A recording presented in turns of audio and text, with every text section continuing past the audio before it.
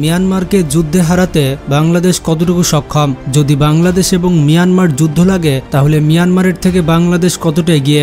প্রথমে বলে দিতে চাই, গ্লোবাল ফায়ার পাওয়ারের র্যাঙ্কিং অনুযায়ী বাংলাদেশ পৃথিবীর ৩৫তম শক্তিশালী দেশ, আর মিয়ানমার হচ্ছে পৃথিবীর ৩৭তম শক্তিশালী দেশ। মিয়ানমারের থেকে বাংলাদেশ ২ ধাপ এগিয়ে আছে। বন্ধুরা, মিয়ানমারের কথা চিন্তা করেই বাংলাদেশ ইতিমধ্যেই মিয়ানমার সীমান্ত এলাকাগুলোতে সামরিক স্থাপনা উন্নয়ন, নতুন সেনানিবাস তৈরি, বিমান ঘাঁটি, নৌঘাঁটি, সাবমেরিন বেস তৈরি ইত্যাদি সম্পূর্ণ করেছে। ভারত মিয়ানমারের কথা মাথায় রেখে ২০২৫-২৬ অর্থ বছরে সামরিক খাতে সবথেকে বেশি ব্যয় করা হবে। যেমনটা জানেন, মিয়ানমারের সেনাবাহিনী গৃহযুদ্ধে লিপ্ত রয়েছে। কাচিন, রাখাইন, শান, RSA, LSA এরকম বেশ কয়েকটি বিদ্রোহ জাতিগোষ্ঠীর বিদ্রোহ দমনে তারা ব্যস্ত রয়েছে। আর বিদ্রোহীদের বিরুদ্ধে মিয়ানমারের সেনাবাহিনী কিন্তু পেরে উঠছে না। প্রতিনিয়ত মিয়ানমারের সেনাবাহিনী মারা যাচ্ছে। তাছাড়া মিয়ানমারের সেনাবাহিনীর মধ্যে ৭০ থেকে ৮০ হাজার সেনাবাহিনী এমন রয়েছে যাদের বয়স ১৮ বছর হয়নি, অর্থাৎ সেনাবাহিনীর সদস্যরা হচ্ছে শিশু কিশোর। অপরদিকে বাংলাদেশের সেনাবাহিনী পৃথিবীর বহু দেশের সাথে প্রতি বছর যৌথ সামরিক মহড়া করে থাকে। এছাড়া বাংলাদেশ সেনাবাহিনীর বহু সদস্য জাতিসংঘ শান্তিরক্ষা মিশনে নিয়োজিত রয়েছে। তারা প্রচুর সামরিক জ্ঞান অর্জন করছে। সেখানে মিয়ানমার বেশ অনেকটাই পিছিয়ে। মিয়ানমার নৌবাহিনীর কাছে বর্তমানে ৬টির মতো ফ্রিগেট রয়েছে, কিন্তু এগুলোর একটিও সি ফ্রিগেট নয়, অর্থাৎ সি লেভেল ৪-এর বেশি সহ্য করতে পারে না। তাদের ফ্রিগেটগুলো হচ্ছে কোস্টাল ফ্রিগেট। এগুলো গভীর সমুদ্রের জন্য উপযুক্ত নয়, তাই যুদ্ধে এই ফ্রিগেটগুলো নিয়োজিত করা সম্ভব হবে না। মিয়ানমারের সব থেকে বেশি রেঞ্জের মিসাইল বলতে গেলে KS-35 এবং C-802 রয়েছে। এগুলোর রেঞ্জ হচ্ছে ১৩০ কিলোমিটার এবং পরেরটা ১২০ কিলোমিটার, কিন্তু এগুলো হচ্ছে সব কাগজে কলমের হিসাব। বাস্তবে এগুলোর কোনোটিতেই ট্যাকটিক্যাল ডাটা লিঙ্ক বা TDL না থাকার কারণে মিসাইলগুলোকে ফুল রেঞ্জে ব্যবহার করা যায় না। তাই মিসাইলগুলোর অ্যাকচুয়াল রেঞ্জ হচ্ছে ৪০ কিলোমিটার। এর বেশি দূর মিসাইলগুলো যেতে পারবে না। তাই তাদের মিসাইলের রেঞ্জগুলো ১২০ কিলোমিটার নয়, বরঞ্চ ৪০ থেকে ৫০ কিলোমিটার হবে। অপরদিকে বাংলাদেশের ফ্রিগেটের মিসাইলের রেঞ্জ ১৮০ কিলোমিটারের বেশি।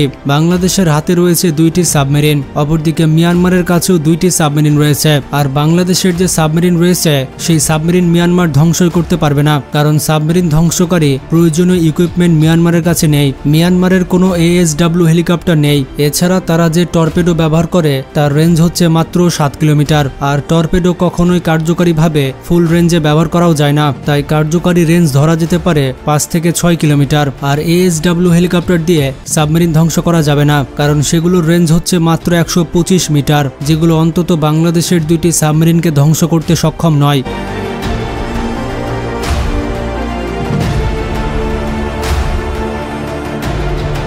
তবে একটি বিষয়ের দিকে মিয়ানমার কিছুটা এগিয়ে আছে, সেটি হচ্ছে বিমান বাহিনী। মিয়ানমারের কাছে ৩২টি MiG-29 রয়েছে, যেখানে বাংলাদেশের কাছে রয়েছে ৮টি। এই দিক থেকে মিয়ানমার এগিয়ে আছে। তবে মিয়ানমার যে MiG-29 কিনেছে সেগুলো কিন্তু সেকেন্ড হ্যান্ড মডেলের। ৩২টি MiG-29 এর মধ্যে সবগুলো কিন্তু অ্যাক্টিভ নেই। রিপোর্ট বলছে মিয়ানমারের ১২ থেকে ১৩টি MiG-29 অ্যাক্টিভ রয়েছে, মানে সার্ভিসে রয়েছে। আর মিয়ানমার কিন্তু কিছুদিন আগেই 18টি ইঞ্জিন অর্ডার করেছিল। এই নতুন 18টি ইঞ্জিন হচ্ছে MiG-29 বিমানের জন্য। এর মানে হচ্ছে তারা অন্তত 18টি MiG-29কে নতুন ইঞ্জিন লাগিয়ে তারা সেগুলোকে সার্ভিসে রাখতে চায়। মিয়ানমার এখনও টাইপ 62, টাইপ 72 এই ধরনের পুরনো ট্যাঙ্ক তারা ব্যবহার করছে। তাই মিয়ানমারের ট্যাঙ্ক সংখ্যা অনেক বেশি গণনা করা হলেও তাদের ট্যাঙ্ক বহরের ক্ষমতা অত বেশি নয়, কারণ এই ধরনের ট্যাঙ্ক বাংলাদেশ অনেক আগেই সার্ভিস থেকে বাদ দিয়ে দিয়েছে। বাংলাদেশ টাইপ 59 দুর্জয় ট্যাঙ্ক ব্যবহার করে থাকে, যার ক্ষমতা T-72 এর থেকে অনেক বেশি। মিয়ানমারকে নিয়ে বাংলাদেশ সব থেকে বেশি যে ভয় করে সেটি হচ্ছে তাদের ৭০০ কিলোমিটার রেঞ্জের ব্যালিস্টিক মিসাইল। আমাদের কিন্তু পুরো ব্যাপারটা জানানো হয় না। পৃথিবীতে কিন্তু সবকিছুই নশ্বর। একটি মিসাইল তৈরি করার পর সেটি সর্বোচ্চ ১০ থেকে ১৫ বছরের মধ্যে ব্যবহার করা যায়, আর নয়তো সেই মিসাইল থেকে খুব বেশি ভালো পারফরমেন্স আশা করা যায় না। মিয়ানমারের যে ব্যালিস্টিক মিসাইল রয়েছে তা ১৯৮০-র দশকের, যার লাইফ টাইম এই শতাব্দীর আগেই শেষ। তাই মিয়ানমার যদি এই মিসাইলগুলো ব্যবহার করে তাহলে ভারতের মতো অবস্থা হবে, নিজের মিসাইল নিজের দেশেই পড়বে। এছাড়াও অভ্যন্তরীণ বিদ্রোহ, সৈনিকদের অপর্যাপ্ত ট্রেনিং ইত্যাদি বহু বিষয়ে মিয়ানমার কিন্তু পিছিয়ে আছে। এছাড়া অতীতে মিয়ানমার কিন্তু বাংলাদেশের সাথে যুদ্ধে লিপ্ত হয়েছিল। সেই যুদ্ধর নাম হচ্ছে নাফ যুদ্ধ। বাংলাদেশের সামরিক বাহিনী কিন্তু কাউকে ভয় পায় না, তারা শুধুমাত্র আল্লাহকে ভয় পায়। বাংলাদেশের সামরিক বাহিনীর মধ্যে যে সাহস রয়েছে সেটি মিয়ানমারের সেনাবাহিনীর থেকে অনেক বেশি। বাংলাদেশের একজন সেনাবাহিনী মিয়ানমারের 10 জন সেনাবাহিনীর সমান। আপনারা সেই যুদ্ধের ইতিহাস শুনলে বুঝতে পারবেন বাংলাদেশ সামরিক বাহিনী কতটা শক্তিশালী। সেনাবাহিনী আসার আগেই বিজিবির সাথে হেরে গিয়েছিল মিয়ানমার বাহিনী। তো চলুন বাংলাদেশ সেনাবাহিনীর সেই গৌরবোজ্জ্বল ইতিহাস সম্পর্কে জেনে আসি। বাংলাদেশ সেনাবাহিনীর সবথেকে গৌরবোজ্জ্বল ইতিহাস হচ্ছে অপারেশন নাফ। এই দুঃসাহসিক অভিযানে বাংলাদেশ সেনাবাহিনীর দুর্ধর্ষ চৌকস কমান্ডাররা মিয়ানমারের প্রায় 10 মাইল ভিতরে ঢুকে মিয়ানমার সেনাবাহিনীর অস্ত্রের গুদাম ধ্বংস করেছিল। প্রতিবেশী কোনো দেশের অভ্যন্তরণে ঢুকে এইরকম দুর্ধর্ষ হামলার ঘটনা এটাই ছিল বাংলাদেশ সেনাবাহিনীর জন্য প্রথম। সময়টা ছিল 1991 সালের 21শে ডিসেম্বর। বেগম খালেদা জিয়া তখন বাংলাদেশের প্রধানমন্ত্রী। মিয়ানমার সেনাবাহিনী বাংলাদেশের বিডিআর ক্যাম্পে অতর্কিত হামলা করলে বাংলাদেশের বিডিআরের একজন সদস্য নিহত হয়, আর তাৎক্ষণিক বিডিআর পাল্টা হামলা করেছিল। বিডিআরের পাল্টা হামলায় 12 জন মিয়ানমারের সেনা নিহত হয়। মিয়ানমারের সেনারা কাপুরুষের মতো নিহত সৈন্যদের লাশ ফেলে রেখে চলে যায়। এই ঘটনার পর নড়েচড়ে বসে বাংলাদেশ সরকার। বাংলাদেশের তৎকালীন প্রধানমন্ত্রী বেগম খালেদা জিয়া মিয়ানমারকে কঠিনভাবে শায়েস্তা করার হুমকি দেয়। এই ঘটনার পর বেগম খালেদা জিয়া মিয়ানমার সীমান্তে সেনা মোতায়েনের নির্দেশ দেয়। তার নির্দেশনা মোতাবেক বাংলাদেশ সেনাবাহিনী মিয়ানমার সীমান্তে প্রায় 82,000 সেনা সমাবেশ ও ভারী অস্ত্র মোতায়েন করে, যেটি ছিল বাংলাদেশের ইতিহাসে প্রথম কোনো দেশের সীমান্তে এত বেশি সংখ্যায় সেনা মোতায়েনের ঘটনা। এর পাল্টা পদক্ষেপ হিসেবে মিয়ানমারও প্রায় 1 লাখ সেনা মোতায়েন করে। এই ঘটনার পরপরই বাংলাদেশ সামরিক বাহিনীর কর্মকর্তারা মিয়ানমারে হামলা চালানোর ছক কষতে থাকেন। শুরুতে বাংলাদেশ সেনাবাহিনীর একটি চৌকস অভিযানিক দল মিয়ানমারের 25 কিলোমিটার ভেতরে ঢুকে পড়ে। এরপর বাংলাদেশ সেনাবাহিনী মিয়ানমার সেনাবাহিনী নিয়ন্ত্রণাধীন অস্ত্রের গুদাম ধ্বংস করে। মিয়ানমারের ভেতরে অভিযান চালানোর পর বাংলাদেশ সেনাবাহিনীর অভিযানিক দলটি কোনো রকম ক্ষয়ক্ষতি ছাড়াই বাংলাদেশের ভেতরে ফেরত আসে। এই ঘটনা প্রকাশিত হওয়ার পর দুই দেশের মধ্যে উত্তেজনা আরও বাড়তে থাকে। ঠিক একই সময়ে মিয়ানমারের কাচিন বিদ্রোহীদের সাথে মিয়ানমার সেনাবাহিনীর ভয়ানক যুদ্ধ বেঁধে যায়। কাচিন ইন্ডিপেন্ডেন্ট আর্মি মিয়ানমারের সবচেয়ে শক্তিশালী বিদ্রোহী গোষ্ঠী, যার ফলে মিয়ানমার বাংলাদেশ সীমান্ত থেকে সৈন্য সরিয়ে কাচিন বিদ্রোহীদের দমাতে ব্যাপক চাপ অনুভব করতে থাকে। মিয়ানমারের জেনারেলদের আশঙ্কা ছিল তারা যদি বাংলাদেশ সীমান্ত থেকে সরিয়ে নেয় তাহলে পুরো আরাকান রাজ্য বাংলাদেশ সেনাবাহিনী দখল করে নিতে পারে। এর জন্য তারা বাংলাদেশের রাষ্ট্রদূত মারফত সীমান্ত থেকে সেনাবাহিনী সরাতে অনুরোধ করে, কিন্তু বাংলাদেশ তাদের কথায় কোনো পাত্তাই দেয়নি। একদিকে নিজের দেশে কাচিন বিদ্রোহীদের দ্বারা ভয়ানকভাবে হামলা, অন্যদিকে বাংলাদেশ সীমান্ত থেকে সেনা না সরাতে পারা, উভয় সংকটে পড়ে মিয়ানমার দেশটি।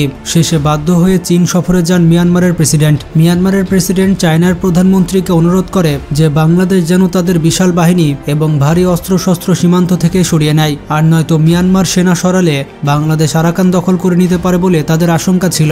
সর্বশেষে চীনের কয়েকবার অনুরোধের পর মোটামুটি 93 দিন পরে বাংলাদেশ মিয়ানমার সীমান্ত থেকে সেনা সরিয়ে নেয়। এই যুদ্ধ চলাকালীন সময়ে বাংলাদেশের গোয়েন্দা সংস্থা ডিজিএফআই এবং তাদের কর্মকর্তারা মিয়ানমারের বিদ্রোহী গোষ্ঠীগুলোর সাথে গোপনে যোগাযোগ রক্ষা করেছে বলে অভিযোগ পাওয়া যায়, যেটি যুদ্ধক্ষেত্রে বাংলাদেশকে বাড়তি সুবিধা দিয়েছে। মিয়ানমারের সাথে বাংলাদেশের দ্বিতীয় পর্যায়ের যুদ্ধ শুরু হয়েছিল 2000 সালের 8 জানুয়ারি। 3 দিনের এই সামরিক সংঘাতে নজিরবিহীনভাবে বাংলাদেশের সীমান্তরক্ষী বাহিনী বাংলাদেশ রাইফেলসের 2500 সৈন্য ঝাঁপিয়ে পড়েছিল মিয়ানমারের সেনা ও নৌবাহিনীর 2 ডিভিশন সৈন্যের সামনে, যাদের সম্মিলিত লোকবল ছিল 25,000 লোকের মতো। অর্থাৎ মিয়ানমারের সৈন্য সংখ্যা ছিল বাংলাদেশের তুলনায় প্রায় 10 গুণ। এখানে আপনাদেরকে বলে দিতে চাই, এই যুদ্ধে বাংলাদেশ সেনাবাহিনী অংশই নেয়নি। বাংলাদেশ সেনাবাহিনী এই যুদ্ধে যোগ দেওয়ার আগেই বিডিআরের প্রবল প্রতাপের সামনে টিকতে না পেরে লেজ গুটিয়ে পালিয়েছিল মিয়ানমার সেনাবাহিনী। 3 দিন ধরে চলা এই যুদ্ধে মিয়ানমারের 600 সৈন্য নিহত হলেও বাংলাদেশের মাত্র 2 জন সৈন্য আহত হয়েছিল।